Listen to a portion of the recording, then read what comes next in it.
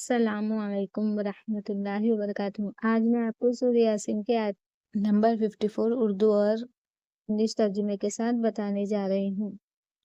Video and تک دیکھیں، اچھا لگے تو لائک، شیئر، سبسکرائب، کمنٹ ضرور کریں۔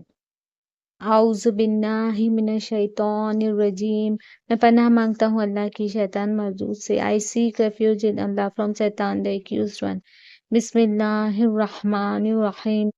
شروع اللہ کا نام لے کر جو بڑا مہربان نہایت رحم والا ہے۔ In the name of Allah, the most beneficent, the most merciful۔ فَالْيَوْمَ لَا تُظْلَمُ نَفْسٌ شَيْئًا وَلَا تُجْزَوْنَ إِلَّا مَا كُنتُمْ تَعْمَلُونَ إِنَّ أَصْحَابَ الْجَنَّةِ الْيَوْمَ فِي شُغُولٍ فَاكِهُونَ۔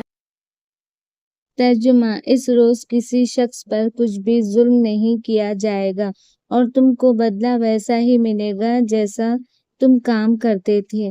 اہل جنت اس روز عیش و نشاط کے مشغلے میں ہوں گے۔